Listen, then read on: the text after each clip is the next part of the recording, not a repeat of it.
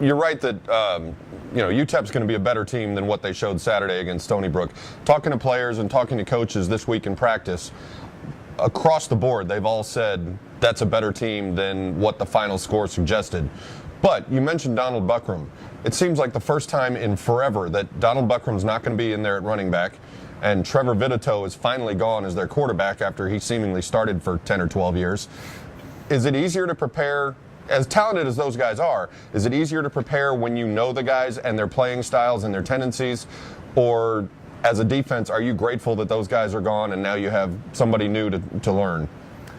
Well, players may not like to hear this, but deep down we're all just meatheads that follow the game plan that the coaches give us. And so it takes the personnel or any sort of personalized tidbits about players out of it, and you scheme a game plan on what they're going to do. That being said, Trevor Vitito was basically the life of this program for the last few years. And I saw the other day where he got released by the Bears. I wasn't even aware that he had an NFL opportunity, but I think it speaks to the player that he was and the leadership that he brought for this program. He was a very stabilizing force. They were going through some times where you didn't really know what they had, and they rode Trevor Vitito individually to a victory in this stadium. I guess Trevor was a sophomore, junior, one of those early in his career. They came in here and he played lights out through a touchdown late. Maybe it was overtime. However it went down, he played individually with a chip on his shoulder, maybe because he didn't get recruited by SMU or what have you. I think that may have a little bit more to do with it. These players have known each other. Some of them played each other in high school. I know Terrence Wilkerson's high school teammate is Donovan Kemp, the receiver down there.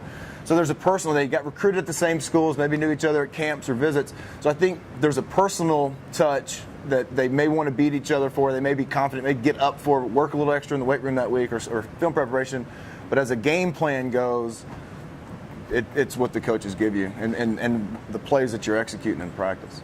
All right, as glad as you might be that Vitito's finally gone, it looks at least as if they've got a pretty solid replacement. The new quarterback is Nick LeMason, who's a junior college transfer. Lamayasan, I believe. Lamayasan? And we'll learn it by Saturday. But he went 28-1 in 2 years in junior college. And in his debut for UTEP, he goes 24 for 38, 365 yards, a couple of touchdowns, 3 interceptions. How hard is it to prepare for a quarterback when you have literally one game of tape on him?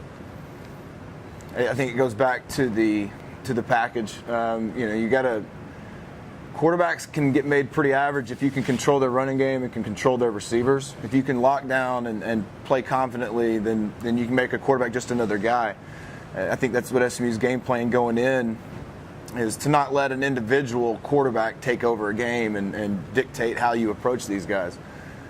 He won't be any better than Ryan Tannehill was last week, and I don't think SMU prepared to stop Ryan Tannehill. It was just that 3-prong running game and those 4 receivers you got to defend. Same thing with UTEP. If you can eliminate the run,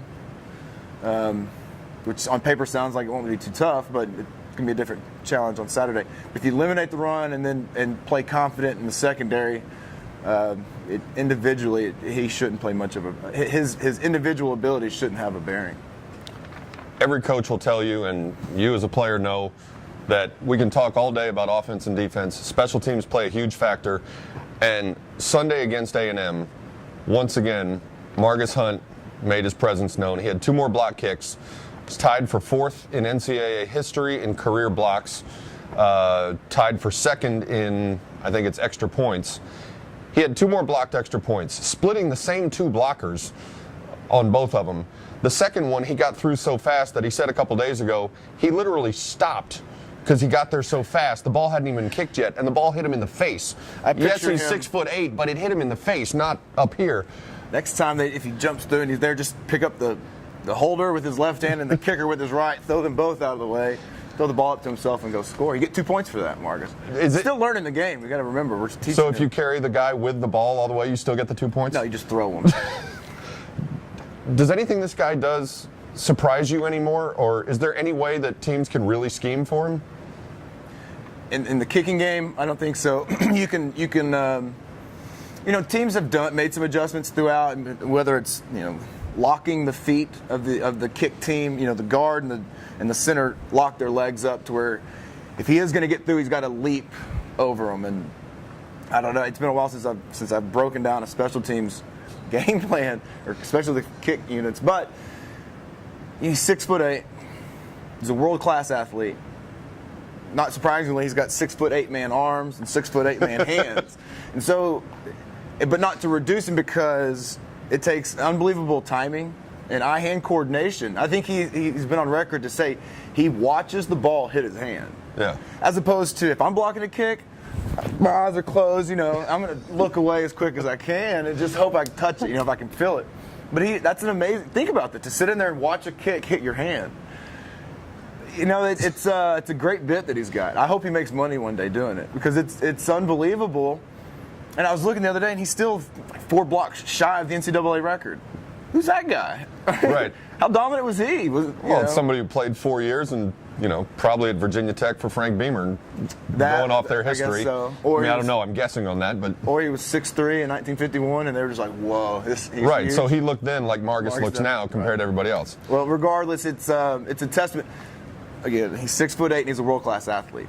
And he happens to be playing the American sport of football, but wherever he was in the world, it seemed like he would probably adapt to that sport and pretty naturally pick it up and amaze people along the way. It's great to watch, and I don't know if there is necessarily a way to coach it, but I do know they have to address it every week, and that's something. If he steals 5 minutes of the opposing coach's attention, then that's a victory for SMU, because they've got to sit there and think, okay, we got to change our blocking scheme this week, because they've got this 6'8" guy who can get over and can. It's almost like a basketball. Like Kevin Durant can get a shot off against anybody. Margus Hunt can get his hand up on whatever scheme you got. Right, and if they load up entirely to block him, somebody else. You got quick guys coming off the corners. You got other big guys in the middle. Brian McCann was able to scoop and score. He had 2 touchdowns his senior year, right? And so in that same mold, you would hope at some point the attention Margus draws, if that gets another body on him, then one of the edges would then open up.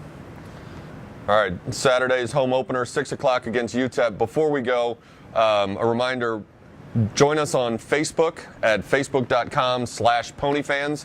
Submit your questions. We're going to pull a question or two every week for John. This week's question comes from Plano Stang, which is the Mustangs are switching quarterbacks this week. How does that affect the other guys on the offense? You would like to say that it doesn't, but that's the most focal position in this game, and they control the huddle. Throughout all week of practice, you sort of go as they go.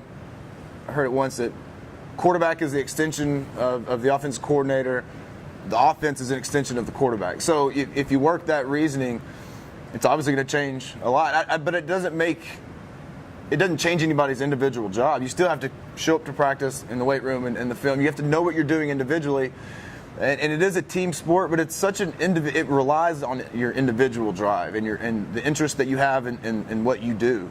So it may be a different guy, but it doesn't make you work any harder or less. It's equally, for players. I'll say this: that position is a leadership position, whether they want it to be or not. You lead, and you've got a very captive audience looking to be led. So. If you can display some natural leadership abilities, then it should be seamless. If leading is a problem for you, then it's going to struggle. We'll see how JJ and Kyle and Zach Line and Margus Hunt and the rest of the Mustangs do Saturday at 6 at Ford Stadium against UTEP. For John Hampton, this is PonyFans.com Scouting Report. See you next week.